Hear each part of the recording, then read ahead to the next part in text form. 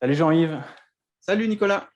bonjour et merci d'avoir accepté la participation à cette interview. C'est vraiment un plaisir de pouvoir t'avoir ici en entretien. Déjà un plaisir personnel, hein, parce que je te suis déjà depuis quelques temps, tant au niveau de ta chaîne YouTube Potion de vie que des livres que tu as écrits. J'utilise beaucoup de tes outils et notamment ce que tu transmets dans tes ouvrages avec mes jeunes en coaching scolaire que j'accompagne. Donc tout d'abord, merci de prendre ce temps avec moi. Merci de m'avoir invité. Super, peut-être pour te décrire, mais tu pourras peut-être préciser mieux que moi qui tu es, mais pour donner quelques points clés, Jean-Yves Ponce, tu es un spécialiste de l'hypermémorisation. Tu arrives à te souvenir de choses qui paraissent impossibles à retenir pour la plupart des gens. On se souvient, tu es notamment passé à tes fins dans une émission qui s'appelle Les Extraordinaires, où tu avais, il me semble, mémorisé des empreintes digitales, c'était ça? Oui, c'est ça. Ouais. Et Alors, parmi tes exploits aussi, tu es notamment connu aussi pour pouvoir avoir retenu des décimales de pi, plus de 1000 en tout cas, le plan de métro de Paris, etc. Donc, on pourrait dire que tu es auteur, conférencier, formateur et peut-être aussi transmetteur de savoir puisque tu aimes pouvoir partager tes connaissances. Comment tu te définirais? un peu tout ça à la fois. Tu sais, j'ai commencé comme blogueur. OK. J'ai commencé par écrire un blog pour partager les techniques de mémorisation. Euh, des choses qui existent depuis l'Antiquité, si tu veux. L'art de la mémoire, ça existe vraiment depuis la nuit des temps. Mhm. Le truc, c'est qu'il y avait personne ou presque personne qui avait popularisé ces méthodes et qui les avait adaptées au monde contemporain, au monde réel, quoi. OK, donc il y a toujours des méthodes, je veux dire, ancestrales, mais qui ont été remises ici au goût du jour. C'est ça. Moi, ce que je voulais, c'était transformer l'art de la mémoire en quelque chose d'utilisable pour des étudiants ou d'utilisable au quotidien, quoi, qui pourrait permettre d'aider les gens à apprendre plus vite, à mémoriser mieux. Donc, OK. c'est de là qu'est né le blog il y a quelques temps, il y a 10 ans maintenant. Ça va faire 10 ans cette année, en fait. Et D'accord. à partir de là, j'ai écrit un livre, donc je suis devenu auteur, puis j'ai lancé une chaîne YouTube, je suis devenu YouTubeur. Mhm. Cool. J'ai été amené à me déplacer pour faire beaucoup de conférences, donc conférencier, formateur également, parce qu'on peut être formé aux arts de la mémoire, aux techniques de mémorisation. Donc, Mhm. je suis un peu tout ça à la fois aujourd'hui. OK, super. Merci beaucoup. Une des premières questions que j'aurais peut-être envie de te poser d'entrée de jeu, cette mémoire extraordinaire que tu as, est-ce que c'est inné ou acquis ou un peu des deux? C'est acquis. D'accord? Donc, Acquis, c'est à force absolument de pas. travail et finalement d'effort, tu as réussi à pouvoir développer ces facultés du coup cognitives un peu hors du commun?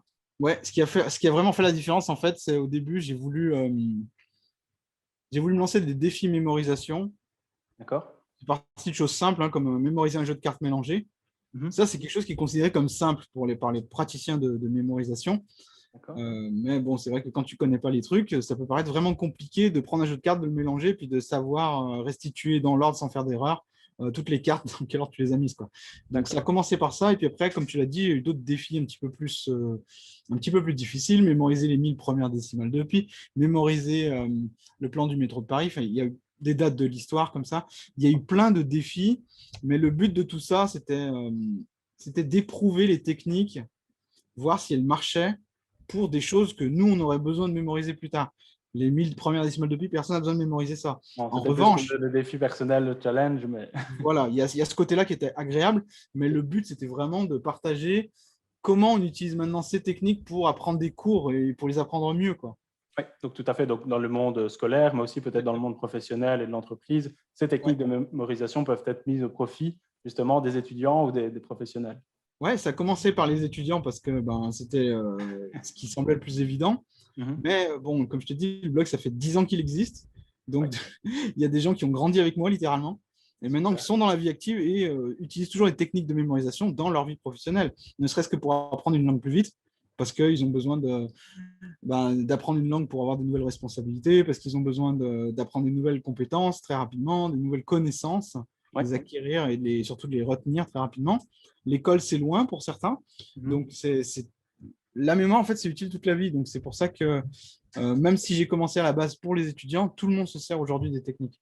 C'est ça. Et qu'on trouve ces techniques et ces stratégies finalement d'apprentissage et de mémorisation et slash concentration, c'est des choses qu'on peut utiliser et répliquer dans différents domaines de sa vie et pour une très longue durée de période, je suppose. Oui, c'est ça. Il faut avoir le réflexe de les adapter à sa propre vie. Ouais. Pas des formules toutes faites pour mémoriser tes cours, par exemple, mais Mhm. tu sais que tu as un outil qui existe, dont tu ignorais l'existence, qui s'appelle technique de mémorisation, qui va faire en sorte que si tu l'utilises au bon endroit, pas pour tout, mais au bon endroit, ça va te garantir que tu mémorises bien mieux les choses. Et donc, tu vas te sentir plus confiant en tes capacités, et donc tu vas vouloir apprendre plus vite, etc. Donc, oui, c'est ça. Ça participe aussi à la mise en confiance et le fait de tester. Et si ça marche, ben, du coup, on en trouve le bénéfice et on peut continuer à pouvoir l'utiliser. C'est super. Qu'est-ce qui te pousse à transmettre, du coup, avoir cette envie et ce drive de pouvoir transmettre ce qui paraît tellement inaccessible parce que le sujet de la mémorisation, ça pourrait faire peur autant aux étudiants, autant qu'aux adultes. Qu'est-ce qui te pousse finalement à, ben voilà, pas vulgariser, mais en tout cas rendre accessible, comme tu l'as dit, ces sujets qui peuvent paraître peut-être inaccessibles pour certains? Déjà, il y avait un sentiment de revanche personnelle, je ne sais pas comment appeler ça, mais moi-même, je n'ai pas eu ces techniques quand j'étais gamin. D'accord. Quand j'avais besoin de les utiliser, bah, je ne savais même pas qu'elles existaient. Donc, j'aurais aimé les avoir quand j'étais plus jeune.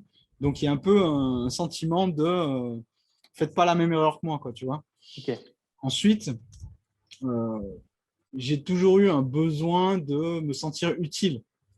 Donc, le fait de partager, pour moi, je me sens utile. Je partage les choses, je me sens utile. Donc, c'est quelque chose qui est important pour moi et qu'aujourd'hui, je ne saurais me passer de partager des choses. Ça, finalement, tu les as utilisés toi et tu t'es challengé, tu as créé des défis, etc. Et puis tu t'es dit, bah, tiens, voilà, je ne veux pas garder ce savoir pour moi et j'ai envie de le transmettre via des formats qui sont accessibles avec l'ère d'Internet et les temps modernes, le blogging, YouTube, etc., quoi. Exactement, ouais.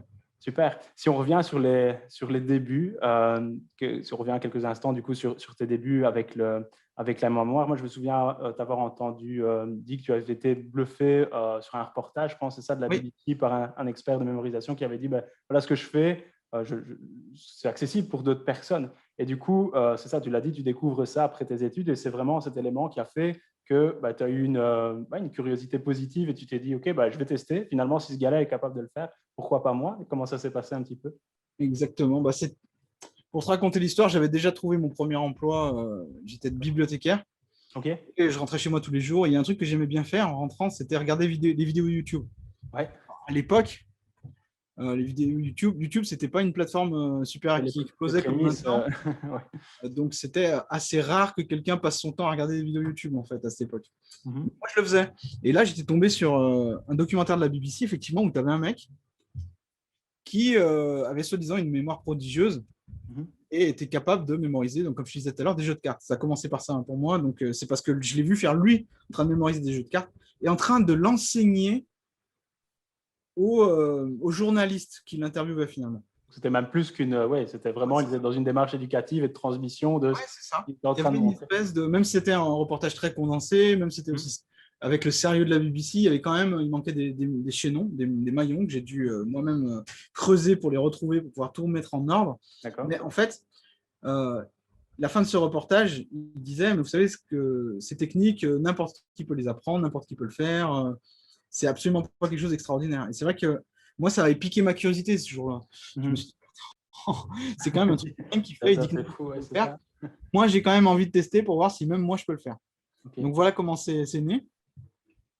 Et effectivement, en grattant, en cherchant un petit peu plus de précision sur ces techniques, sur des Ouais. sources anglophones dans un premier temps, parce qu'ils étaient un D'accord. petit peu plus en avance que nous à cette époque-là, Ouais. j'ai pu trouver la technique exacte et la répliquer. OK. Ça, c'est répliquer l'art de la mémoire, en fait, finalement, Mhm. pour un truc aussi banal que des jeux de cartes. C'est ça. Et donc Voilà. finalement, toi, tu es parti plutôt sur une démarche autodidacte où tu étais Oui, chercher et tu as collecté un petit peu les informations pour les tester après par expérience dans un second temps, ou tu as été dans des cursus de formation spécialisés où tu as suivi des experts en mémoire ou ce genre de choses, ou tu il n'y as avait pas il y né avait pas de de tout. formation à cette époque. Il n'y avait pas de formation, il Ok. n'y avait pas d'experts de mémoire, etc. Tu avais Ok. si tu avais un public de prestidigitateurs, des magiciens, des illusionnistes qui utilisaient l'art de la mémoire d'une façon un petit peu secrète pour leur tour, Mhm. mais tu n'avais pas de gens qui utilisaient la mémoire de façon scolaire ou de façon ça y est, je vais vous apprendre des trucs avec ces techniques. Quoi. Ça n'existait pas. Donc, c'était en autodidacte que j'ai fait cette formation, cette démarche. Et D'accord. c'est après que j'ai eu très vite, en fait, l'idée de les transposer pour que les gens puissent apprendre du contenu très scolaire ou universitaire. Ok. C'est ça. Typiquement des formules, des mots de vocabulaire, des définitions, peu importe la forme finalement, il y a une technique qui est propice à ce ce qu'on veut apprendre. Et l'idée, c'était vraiment de transmettre via des outils, des méthodes, ce qu'on Ouais. veut faire avec la mémoire. Je me souviens à l'époque, tu avais la pub, en fait, il y avait une pub Apple, c'était il D'accord. existe une application pour tout. C'est vu, hein, ça date. Hein. Ah Mais ouais, ça je te vois, vantait ça qu'il y m'évoque avait, rien. une application pour tout. À l'époque, c'était vraiment révolutionnaire. D'accord. Ben, moi, je me disais, les techniques, c'est pareil, tu as une technique pour tout. Mhm. Une technique pour mémoriser ça, une technique pour mémoriser ça, une technique, etc. Ça existait pour tout. Ouais. Et c'est de là que j'ai dû créer des techniques pour des sujets que j'avais jamais appris à l'école, quoi. Des trucs pour des cours de médecine, par exemple, il y a des techniques pour les cours de médecine, pour des cours de droit, etc. J'ai dû les créer, des autres pièces. D'accord. OK. Donc, il y a des choses, finalement, il y a eu un aspect très créatif aussi, où il y a Oui, la construction d'outils, de tests, d'essais, erreurs. c'est Tu as ça. aussi conçu des choses, des propres outils toi-même. Tu as développé des choses à partir d'un ensemble d'éléments que tu avais à ta disposition. Ouais, j'ai créé des techniques pour synthétiser plus vite les choses, pour repérer les choses importantes dans un texte, pour les apprendre mieux. Euh, Comment créer des techniques de mémorisation pour les cours et pas pour juste la frime, quoi. C'est Tout ça. ça, ça demande beaucoup de travail créatif, de se poser pendant des heures et de travailler avec des gens des étudiants notamment, qui étaient déjà passés par ces cursus pour pouvoir voir, Ouais. tester, en fait, éprouver que ce que je disais, ce que je créais, ça tenait la route, quoi.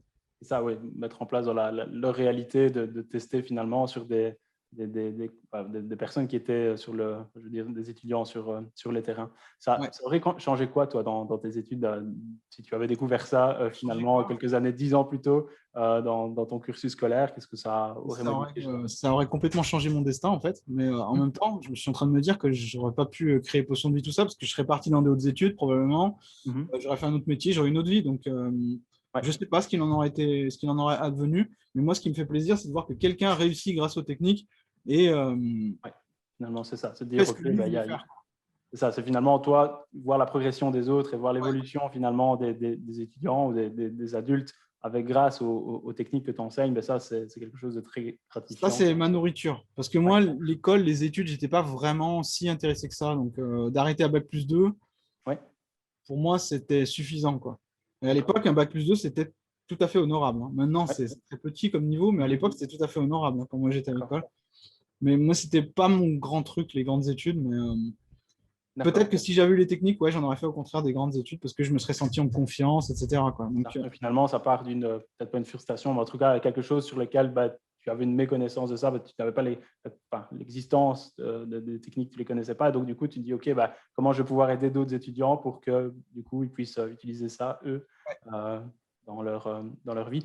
C'est quoi pour toi les bénéfices il y en a certainement peut-être les quelques bénéfices les plus importants pour toi de travailler, d'entraîner sa mémoire, un peu comme un muscle, c'est d'étudier plus vite, plus efficacement, de prendre du plaisir aussi, du coup, de trouver des angles d'apprentissage qui sont différents et de ne pas faire juste du par cœur ou du bachotage et dire, OK, ben, je vais vraiment l'utiliser, mettre un sens dans ce que j'étudie. C'est quoi pour toi le bénéfice premier de travailler sa mémoire? la confiance. Ouais. Pour moi, c'est la confiance, le plus gros bénéfice de travailler sa mémoire. Parce que quand tu reprends confiance en ta mémoire, tu reprends confiance en tes capacités. Quand tu reprends confiance en tes capacités, il n'y a plus rien qui t'effraie, quoi. Ouais. C'est même les cours les plus difficiles, même le flot de cours ininterrompu que tu aurais au début des études de médecine, tout ça, ça ne te fait pas peur parce que tu as confiance en toi. Et tu as confiance parce que tu as une mémoire qui est solide. Et tu as vu que c'était possible et finalement, c'est comme Exactement. je me souviens avec des étudiants en coaching, voilà, leur avoir montré faire l'exercice du palais mental ou des listes de mots à mémoriser avec des techniques différentes, etc. C'est vrai qu'on prend connaissance de ça, on a l'impression que, ouais, pour se surhumain, on sait le faire. Et donc, si on sait le faire via des choses random, des listes de mots, etc., pourquoi on ne saurait pas le faire via son cours d'histoire ou de géo? Donc, c'est ça, Exactement. le but de prendre confiance. Donc pour moi, c'est le premier bénéfice, c'est la confiance. Donc, ce n'est pas un bénéfice que tu t'attends à trouver tout de suite quand tu travailles ta mémoire, mais c'est pourtant, pour moi, Ouais. qui l'enseigne depuis 10 ans maintenant, pour Mhm. moi, c'est le bénéfice premier, c'est le fait de prendre ou reprendre confiance en tes capacités. Et après, ça t'ouvre toutes les portes.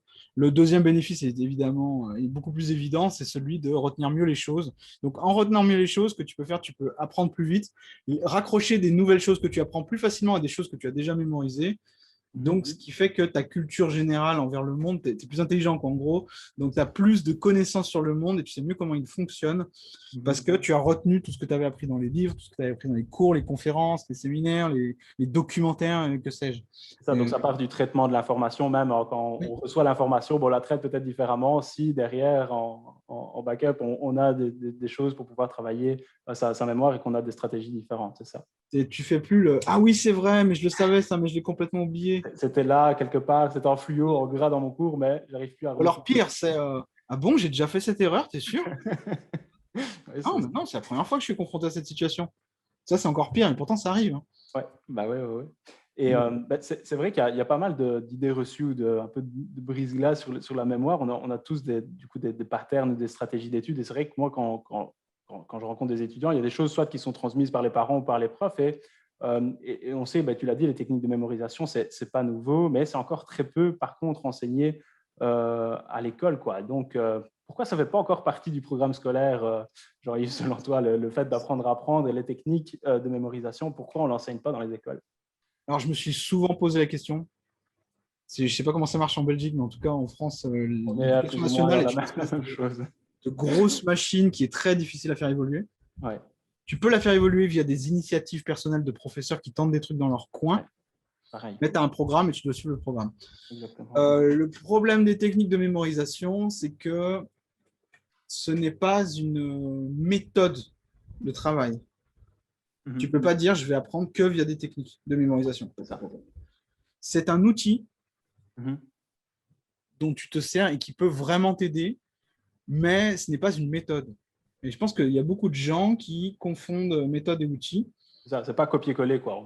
On a la recette et on l'applique à chaque fois qu'on doit faire un plat. C'est pas la même recette pour chaque plat, si je comprends bien. Malgré tout, malgré que ça reste un outil et pas une méthode, c'est vraiment dommage que l'éducation nationale ne présente pas beaucoup plus cet outil, et notamment relativement tôt. Ouais. Ça, tu pourrais l'apprendre très rapidement. Hein. Je veux dire, j'ai un collègue qui a fait apprendre les 100 premières décimales de pi à son gamin de 6 ans. Tu peux l'utiliser très tôt, la technique de mémorisation, au moins mentionner qu'elle existe, et au moins, quand cela est propice et pertinent, en tant que prof, tu peux proposer cet outil pour retenir des dates, retenir des définitions, des notions un peu plus complexes. Donc, c'est vraiment dommage qu'elle ne soit pas enseignée non seulement aux enfants, mais également aux professeurs eux-mêmes. Ah oui, bien sûr. Malgré tout, je reste, optimiste sur l'avenir parce que les professeurs qui rentrent en ce moment sur le marché du travail sont beaucoup plus au courant de ce type de technique, de ce type d'outils que l'étaient leurs prédécesseurs. Ouais. La génération qui était juste avant, en fait. Qui elle, était complètement hermétique, ne savait pas ce que c'était, etc. Mais la génération qui rentre maintenant, elle t'écoute, toi, en ce moment, en train de parler. C'est ça. Okay, ah oui. Donc, ils sont beaucoup plus avertis que ces techniques existent, donc vont vouloir se les approprier beaucoup plus facilement et vont être au courant de leur existence. Même s'ils décident de ne pas les enseigner, vont être au courant de leur existence. Ouais. Et du coup, vont avoir beaucoup plus de chances de les proposer au moment important, quoi. Ça, il y aurait une ouverture et finalement, ils seront sensibilisés aussi à ça. Et comme tu le dis très justement, moi, je pense aussi que plus ça peut être même mis en place tôt et en amont, il ne faut pas attendre que le jeune soit en difficulté scolaire et qu'il ait cet échec pour commencer à lui enseigner les techniques de mémorisation, de concentration, etc. Et ça peut être même en prévision et ça devrait, finalement, il y a des choses qui sont, après, il y a des techniques certainement plus spécifiques, bien sûr, en fonction des profils, de la façon de fonctionner de la personne, etc. Tout ne marche pas pour tout le monde, ce n'est pas de la magie, mais tout de même, il y a peut-être des choses assez générales qui pourraient être données à chaque étudiant en fonction de son niveau, de son parcours. C'est quand même dommage que le seul outil qu'on propose pour apprendre, ce soit d'utiliser sa mémoire de travail en faisant du bachotage et tu répètes jusqu'à ce que ça rentre. C'est quand même dommage que ce soit le seul outil. En plus, c'est vraiment pas l'outil le plus efficace. Hein. La mémoire de travail, elle est à court terme. Elle a un nombre limité d'informations qu'elle peut stocker en même temps. Si tu la surcharges en faisant des répétitions, du rabâchage, tu vas vite être saoulé de ta journée et tu vas vite ne plus avoir l'envie d'apprendre. Oui, c'est ça. Et ce qu'on remarque chez les étudiants aussi, moi, ce que je vois très souvent, c'est que ils pensent savoir étudier parce qu'ils passent du temps sur leurs feuilles et quelquefois, c'est rassurant de passer 2-3 heures sur ces feuilles, mais ce n'est pas la garantie qu'on a mémorisé. Donc, il y a quelquefois, c'est vrai, quand même un flou, il manque de clarté, je pense, sur le fait que lire, ce n'est pas mémoriser, que voilà, il y a différentes étapes. Et il y a des étudiants qui pensent aussi que faire une nuit blanche, par exemple, avant les examens, va permettre de mieux stocker l'information et de s'en souvenir le lendemain. C'est quoi pour toi, tu vois, en termes d'étudiants, les mauvaises habitudes ou les fausses croyances qu'on a par rapport à la mémorisation? Tu t'en as dit deux grosses déjà. C'est le fait de ce qu'on appelle l'illusion d'apprentissage. Tu relis ton cours et ça y est, tu penses le savoir. Tu vois un QCM, tu regardes, tu te dis c'est quoi ça déjà la réponse à ça? Tu regardes les réponses, tu te dis mais oui, ça je le savais. Ton cerveau reconnaît l'information qu'il a lue, mais ça ne veut pas dire que le jour J, devant un examen, devant le même QCM, il saura la ressortir. Hein. Ça, c'est l'illusion d'apprentissage. Et pour contrer cette illusion, pour contrer cette erreur finalement qui se répète chez beaucoup d'étudiants, qui pensent savoir mais qui ne savent pas, c'est le fait de se tester. Se tester, faire des exercices, des cas pratiques, trouver des exemples. Essayer de situation comme si on était face à réfléchir aux questions un peu propres. Le plus possible en condition d'examen, ça aide vraiment. L'autre erreur, c'est de s'y prendre à la dernière minute parce que finalement, on fonctionne bien mieux comme ça. Ça aussi, c'est un effet de style, en fait. C'est une illusion. C'est une illusion. Effectivement, on perd moins de temps, donc on est plus efficace quand on révise à la dernière minute. On est plus efficace parce qu'on n'a plus le choix. Ça, il y a la montre qui est là. Malgré tout, si tu veux faire des études plus hautes, des études à long terme ou des études dans des domaines plus complexes ou plus spécifiques, tu vas avoir besoin de méthodes de travail. Donc, si tu prends déjà des mauvaises habitudes de réviser la dernière minute, etc., comment tu vas faire le jour où tu auras 5 ou 6 cours différents sur des sujets que tu ne connais absolument pas, qui arrivent d'un coup dans ta journée? Qu'est-ce que tu vas faire le jour des partiels ou à 15 jours des partiels? Tu vas te mettre à réviser des choses que tu vas littéralement découvrir pour la première fois. Donc, ce n'est pas un bon plan à faire. Sinon, il y a le fait de jamais répéter ces informations. Genre, tu as pas mal d'étudiants qui vont répéter beaucoup une information jusqu'à ce qu'elle rentre. Et après, ils vont la laisser de côté et plus jamais s'en occuper. Courbe de l'oubli. À un moment donné, c'est ça. Le premier rappel de la courbe de l'oubli, ils vont faire à fond. Et après, par contre, ils vont complètement laisser à l'abandon parce que c'est quand même fatigant de répéter 200 fois les mêmes choses par jour. Donc, ils vont plus s'en occuper.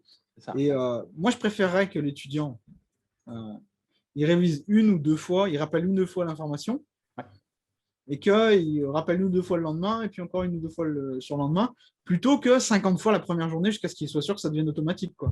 Parce que ça, séquencer les apprentissages et se passer le temps de répétition où on va peut-être réétudier, mais on va, comme tu dis, faire des réactivations, se réinterroger sur ce qu'on a vu. Des réactivations à des moments clés plutôt que beaucoup d'un coup et puis plus rien après. Quoi. Parce que ça, c'est le pire. Et ça, c'est la garantie que 3 mois après votre examen final, vous avez absolument tout oublié de vos cours. Ouais, c'est ça. Moi, j'avais un prof en psychopédagogie qui disait la mémoire, c'est use it or lose it. Donc, si tu n'utilises pas, ce que tu as appris ou si tu ne répètes pas, ça part aux oubliettes de la mémoire. Et donc, finalement, on ne peut pas retenir, si on veut que ça reste dans la partie haute du cerveau et de pouvoir s'en souvenir longtemps, il y a quand même un travail, un effort à faire. Et donc, plus on va le maintenir et plus on va essayer de travailler sur le long terme et plus ça va pouvoir être gardé dans la mémoire. Mais c'est vrai qu'il y a un travail à faire. Et comme tu dis, c'est bien de pouvoir séquencer ça et que l'étudiant puisse passer du temps aussi avec lui-même en essayant de se souvenir ce qui était sur sa feuille. Parce que je ne sais pas ce que tu penses de ça, mais en coaching scolaire, en lien avec la gestion mentale, on dit souvent aux étudiants qu'il est préférable, bien sûr qu'il faut lire, il faut avoir les gestes de perception, mais qu'il faut aussi passer du temps où on ne regarde pas sa feuille. Et on est justement en période de réactivation, on essaie de se souvenir. Et ce moment-là est presque aussi important, voire même plus que le moment où on lit sa feuille.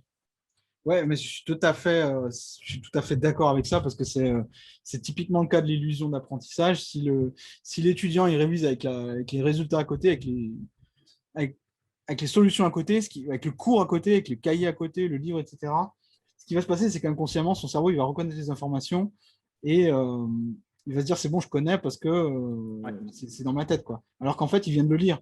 Ou alors il l'a lu il y a 10 minutes. Mais c'est absolument crucial que pour être sûr que vous avez bien appris quelque chose, il faut se tester. Donc, mettre tous les cahiers, tout ça, loin. Et voilà, je ressors tout ce que je sais sur le cours. Est-ce que ça correspond au cours après coup? Tu vois, c'est vraiment ça. Et c'est vrai que quelquefois, je donne l'exemple de dire, OK, si je te mets une bouteille rouge sur la table avec un logo blanc, un liquide pétillant noir à l'intérieur, tu sais c'est quoi? Bah oui, du Coca. Est-ce que tu serais capable de redessiner le logo?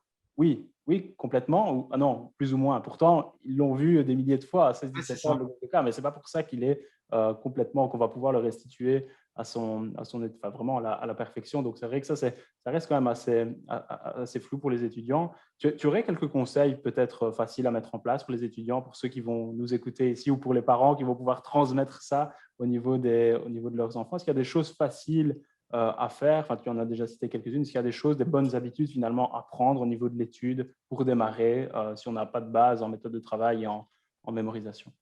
Bah, ce qui est important à faire, c'est de faire travailler les deux parties de son apprentissage, l'apprentissage théorique dans les livres, Ouais. mais également l'apprentissage pratique. C'est-à-dire, vous avez acquis une nouvelle information, un nouveau cours, un nouveau concept. Qu'est-ce que vous allez en faire? Alors, il y en a pas mal qui vont dire, oui, mais moi, je ne vais jamais rien faire, moi, dans ma vie, ça ne me sert à rien. Ok, d'accord, Je mais te le dis but, pas, c'est pas ouais. ça. Le but, c'est qu'à la fin, tu passes ton examen. C'est Donc, ça. qu'est-ce que tu vas faire de ce cours? Comment tu vas mettre en pratique ce cours? Ouais, mais moi, je ne peux pas mettre en pratique, c'est de la trigonométrie, etc. Ok. Mais le but, c'est quand même à un moment, tu cherches comment utiliser cette information, soit pour la transmettre, le fait d'apprendre à quelqu'un qui ne connaît rien une information, ça te fait déjà toi la maîtriser. Tu peux également chercher des exemples, des métaphores par rapport à telle ou telle notion que tu veux illustrer, mais c'est d'essayer de mettre en pratique ce que tu apprends ou d'utiliser ce que tu apprends. C'est ça, D'utiliser ou mettre de en contexte et de réutiliser. pouvoir, c'est ça, sortir juste de sa tête, de dire, OK, comment je vais pouvoir utiliser, le matérialiser peut-être. Et c'est peut-être plus dur, comme tu dis, et pour certains cours, oui, les maths, comme c'est moins Les perceptible, moins maths, tangible, voilà, il faut trouver c'est des plus astuces et difficile, être plus créatif peut-être. mais tu peux déjà essayer de reconnaître les équations ou les théorèmes, je ne sais pas ce que tu as à apprendre, Mhm. mais dans la vie autour de toi, quoi. C'est-à-dire d'être un peu plus vigilant sur ce qui se passe autour de toi et d'essayer de reconnaître là les cas où ont été utilisés tel ou tel théorème, telle ou telle équation, tel ou tel nom. Mhm. Essayer de repérer ces cas. Et si tu ne les trouves pas, regarde ce que le point de vue des gens, d'autres personnes ou d'autres profs, peut-être d'autres façons d'enseigner sur des plateformes comme YouTube, sur Google, etc. Ouais. Bref, d'avoir d'autres points de vue sur cette information, de la faire tourner un petit peu comme le ferait un scientifique, comme ça. Mhm. Sauf que toi, tu l'as fait tourner en cherchant d'autres illustrations de ce que tu as appris. Pour être sûr déjà, pour solidifier un peu ce que tu as appris, pour avoir d'autres points de vue sur les choses et pour pouvoir mieux la maîtriser finalement. On a la chance d'avoir énormément de professeurs maintenant grâce à des passionnés qui, peut-être que toi, ça ne te plaît pas la trigonométrie, mais peut-être qu'il y a un mec dans le monde qui a tourné une vidéo sur comment apprendre la trigonométrie. Et ça C'est passera pas plus mieux. mal d'avoir leur point de vue à eux. C'est ça. Donc, de finalement étendre et élargir ouais, c'est ça, élargir le champ des possibles et dire, OK, je vais essayer d'aller trouver aussi une autre façon de me l'expliquer que ce que le prof a dit la veille, ou de pouvoir aussi peut-être réexpliquer l'information à quelqu'un d'autre comme si c'était un enfant de 10 ans pour C'est essayer ça. d'avoir un niveau d'apprentissage le plus haut possible. Donc, Super. pratiquer l'information, Et pratiquer au-delà de l'information. simplement la mémoriser. C'est ça, c'est finalement comment après je peux la mettre en pratique. Si un étudiant maintenant, voilà, par exemple ici ce matin, j'ai vu une jeune fille de 17 ans qui rentre à l'UNIFRE en septembre, je l'ai vu en coaching scolaire, qui veut s'intéresser justement aux techniques de mémorisation, etc., qu'elle va sur ta chaîne Potion de vie, quelle vidéo tu conseillerais ou quels outils peut-être de base tu pourrais conseiller aux étudiants? C'est plus le flashcard, le palais mental. Est-ce qu'il y a des choses qui, toi, selon ton expérience, ton expertise, fonctionnent bien et tu pourrais recommander à un étudiant qui veut améliorer du coup ses méthodes de travail? Des vidéos, il y en a beaucoup. Il y en a vraiment beaucoup. Mais, peut-être que ce serait intéressant de commencer par tout ce qui est courbe de l'oubli pour bien savoir comment sa mémoire fonctionne vraiment. Pour avoir une compréhension finalement comment De ce fonctionne qu'est ton la mémoire à long cerveau, c'est terme quoi et la de comment mémoire. on y met des informations dedans, plutôt que simplement faire tourner la Ouais. mémoire à court terme jusqu'à ce que ça rentre. Donc, lui montrer qu'il y a une mémoire à long terme aussi qui existe et comment elle fonctionne vraiment. Tu peux avoir des raccourcis pour transmettre les informations directement ou plus rapidement, en tout cas dans la mémoire à long terme. Donc, tout ce qui est courbe de l'oubli ou mémoriser à long terme, ça s'appelle sur ma chaîne. Sinon, effectivement, moi, j'aime bien l'idée des flashcards parce que ça fait travailler ça, la courbe de l'oubli, et ça permet, plus particulièrement les flashcards écrites, Ouais. papier, c'est comme ça, tu vois. Ouais. Ça permet de créer un lien avec l'information. On s'engage à écrire les choses, on est beaucoup plus vigilant et l'information, on a un lien avec elle, plutôt que si c'était juste une ligne écrite qu'on relit, quoi. C'est ça. C'est quelque chose qu'on Finalement, on extrait un peu l'information et on la remet voilà, donc c'est ça, on retire l'information du cours et on la met sur une flashcard. Et donc, il y a déjà, comme tu dis, une connexion avec l'information plus importante que si elle était simplement dans un cours qui est le même pour tous les étudiants. Ouais, ou même si on la tapait au clavier, c'est pas pareil, c'est pas la même chose, on n'a pas le même lien avec l'information. Et tu sais, il y a pas longtemps, j'avais fait une vidéo sur une boîte à chaussures finalement. Comment mémoriser mieux grâce à une boîte à chaussures. Ouais. Où la boîte à chaussures te servait de réceptacle pour plein de fiches cartons comme ça. Et sur ces fiches cartons, c'était en réalité tes fiches de révision. Et avec une technique, tu pouvais comme ça t'interroger sur tes cours en fait, et selon tes réussites, les repousser un petit peu plus loin dans ta boîte à chaussures et donc espacer un petit peu plus tes révisions. Et ça te donnait un lien avec l'information et c'était quelque chose de physique. C'était un objet physique, donc tu pouvais avoir une meilleure vision de tout ce que tu avais appris, tout ce qui te restait à apprendre. C'est ça. Et puis, c'est un peu sous forme de jeu aussi. L'être humain est un animal joueur de base et aime apprendre par nature. C'est juste qu'après, voilà, quelquefois, il y a des blocages. Et donc, le fait de pouvoir avoir, moi, je vois les étudiants aussi qui utilisent leur boîte à flashcard ou autre, il y a quand même quelque chose qui est chouette parce que c'est sous forme de défi et de jeu. Donc, ce n'est pas en compétition avec d'autres personnes, mais par rapport avec soi-même. Et donc, on voit beaucoup mieux les informations qui sont du coup à répéter plus souvent parce qu'elles restent dans les premiers niveaux de la boîte et celles qui vont plus loin dans les niveaux. Et puis, ça peut être adapté aussi en fonction en fonction des cours. Moi, ce que j'aime bien aussi donner, c'est soit plusieurs boîtes ou soit des fiches de couleurs différentes au niveau des cours pour essayer de faire un mélange dans les informations pour ne pas faire qu'une chose puis l'autre quand on se retrouve avec des étudiants qui doivent étudier 2-3 matières au même moment ou presque. Vous pouvez même, ça peut même vous servir, cette technique de la boîte, quand vous révisez en fait. Vous mettez en condition d'examen. Tout à l'heure, on disait, tu sais, il faut être capable de ressortir l'information et tout. Vous piochez une carte au hasard et vous vous interrogez dessus comme si vous étiez en condition d'examen. Qu'est-ce tout ce que vous savez sur, boum, telle notion. Et là, vous essayez de restituer et tout, comme si vous étiez face à un jury. Et vous pouvez même le faire à voix haute parce que ça fera travailler votre mémoire auditive, ce qui peut être utile si jamais un jour vous avez un oral. Ça peut arriver dans des examens, quand les oraux. Révisez de cette façon, à voix haute, même si vous êtes tout seul chez vous, même si on peut vous entendre, etc. C'est pas grave parce que ça peut vraiment vous aider. Donc, on se teste comme ça en condition d'examen et comme ça, vous pouvez vous pouvez tester en même temps que réviser. D'accord, ok. Super, merci pour tous ces conseils. Il y a encore une chose qu'un étudiant pour toi devrait savoir et ignore peut-être actuellement au niveau de la mémoire ou peut-être de la concentration parce que voilà, il y a un livre aussi que tu as écrit, Concentration, où il y a pas mal d'outils sur la concentration. Est-ce que au niveau de la gestion du temps, je sais que tu es aussi un friand des méthodes Pomodoro. Est-ce que ça, pour toi, ce serait un indispensable ou est-ce qu'il y a d'autres choses pour la mémoire qui devraient être, la concentration qui pourrait être connue des étudiants? Alors moi, c'est vrai que j'utilise la méthode Pomodoro avec une version adaptée à mes besoins et à ceux de la communauté dont j'ai créé. Mais moi, de manière générale, je conseille aux étudiants de se chronométrer ou de s'établir des périodes de travail avec un temps donné. 25 minutes, 50 minutes, 1 heure, peu importe. C'est de fixer finalement un cadre du temps de travail. Ne pas perdre de vue le temps qui passe. C'est très important quand tu pars dans des études, des longues études ou dans des longues révisions. C'est important de savoir le temps qui passe, où passe ton temps. C'est important d'avoir un outil de suivi. Ça peut être un simple minuteur qui te prévient que l'heure est finie, tu peux aller faire ta pause. Ça, je conseillerais vraiment de le faire à tous les étudiants parce qu'il y a moins de temps gaspillé et du coup, tu es moins tenté de faire autre chose. Quoi. Ouais. Et donc, il y a déjà une projection finalement de se dire, OK, je suis parti pour X minutes ou X temps. Et donc, on se met peut-être déjà mentalement, notre cerveau projette déjà plus ou moins le temps qu'on va passer devant ces cours et on sera moins finalement tenté de faire autre chose. Quoi. Tu sais qu'il y a des gens qui se filment en train de bosser, en train d'étudier. Les Study With Me, oui, c'est ça. Et ça marche bien. Ouais. Je n'ai pas encore rencontré une bille dans les Study With Me. C'est que des gens qui réussissent leurs examens au final. Ouais. Donc, à la limite, pourquoi pas essayer de profiter de cet effet psychologique ou de cet effet pour faire soi-même ces Study With Me, même si il n'y a personne qui regarde, c'est pas grave. Ouais. Mais on prend un engagement vis-à-vis d'un public, même si pour l'instant il est inexistant. Ouais. Mais le fait de faire ça, ça donne déjà un cadre. Parce que les étudiants peuvent manquer parfois. Un cadre. surtout en cette période un petit peu d'incertitude. Oui. Plus que jamais, si tu es livré à toi-même seul chez toi pour réviser ou pour étudier, tu as besoin d'un cadre, de quelque chose qui te motive à réviser, quoi. Et ça peut passer par le fait de se filmer en train de bosser. Ça, de Ça prendre en peut paraître complètement considération et ouf. d'un engagement avec soi-même, et même s'il n'y a personne, comme tu dis, bah, on sait qu'on est filmé, on sait qu'on a pris, voilà, on a pris un engagement avec soi-même et qu'on On doit, voit qu'on avance, on voit le temps qui passe. ouais, On a un cadre.